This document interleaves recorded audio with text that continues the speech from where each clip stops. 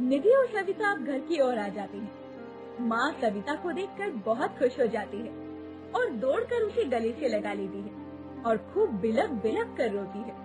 निधि भी अपनी माँ को पूरी बात बता देती है और कहती है, मुझे माफ कर दी सविता, और माँ तुम भी मुझे माफ कर दो। मैंने बहुत बड़ी गलती की, अब मैं ऐसा कभी नहीं करूँगी।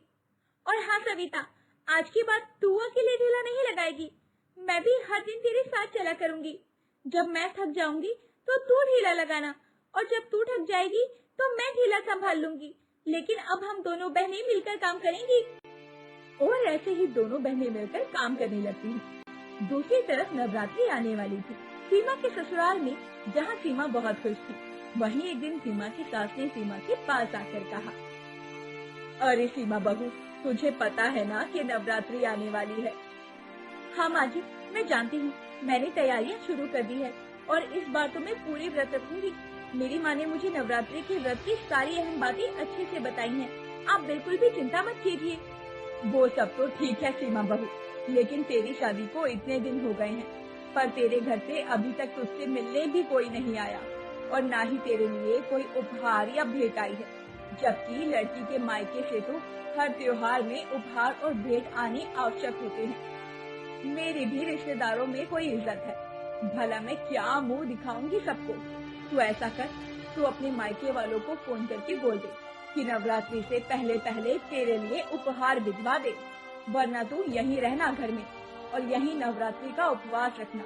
ना तुझे मैं मंदिर लेकर जाऊंगी और ना ही किसी रिश्तेदार के घर।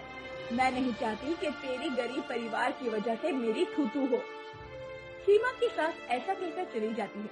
सीमा रोने लगती है और फिर अपने मन ही मन में सोचने लगती है, मेरे पिताजी तो है ही नहीं, और बेचारी सविता, वो जैसे तैसे करके घर का खर्चा चलाती है। उसने अपने बचे हुए पैसों से मेरी शादी करवा दी। ये भी नहीं सोचा कि उसके बाद उन लोगों का क्या होगा। अब भला मेरे लिए उपहार कौन लाएगा। नहीं नहीं, चाहे जो हो जाए, मैं अपने घर किसी को कॉल नहीं करूंगी। मैं उन्हें और परेशान नहीं कर सकती। मेरी जिंदगी बनाने के लिए वो जितना कर सकते थे उन्होंने कर दिया है। वहीं दूसरी तरफ सविता अपनी माँ से कहती है, माँ, अब हम दोनों बहनें मिलकर काम कर रहे हैं तो कमाई भी अच्छी हो रही है, और तुम्हें तो पता है कि नवरात्रि आने वाली है। चलो हम सीमा दीदी के ससुराल चलते हैं, उनसे मिल भी आएंगे और ढेर सारे उपहार भी दे आएंगे, वरना बेकार में उनकी माँ हमारे बारे में क्या सोचेगी कि शादी के बाद तो हम सीमा दीदी को भूल ही गए। ये सुनकर सविता की माँ बहुत ज्यादा खुश हो जाती है, क्योंकि उसे अपनी बेटी की परवरिश पर बहुत गर्व महसूस हो रहा था। जिसके बाद वो सीमा के घर ढेर सारे उपहार लेकर पहुंच जाते हैं।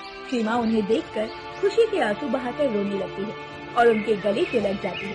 इस तरह उनके जीवन में सब कुछ ठीक हो जाता है और तीन बहनों के बीच का ये मनमुटाव का रिश्ता अब पूरी तरह से सुधर जाता है और तीनों बहनें आपस में काले गोरे का, अमीर गरीब का भेद किए बिना एक दूसरे के साथ प्यार से अपना जीवन बिताने लगती है। दोस्तों, ये कहानी आपको कैसी लगी हमें कमेंट करके जरूर बताएं।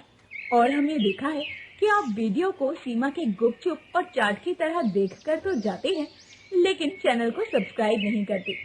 आप हमारे चैनल को जाते जाते सब्सक्राइब करना बिल्कुल ना भूलें, ताकि हम और भी ऐसी अनोखी वीडियोस आपके लिए लाते रहें।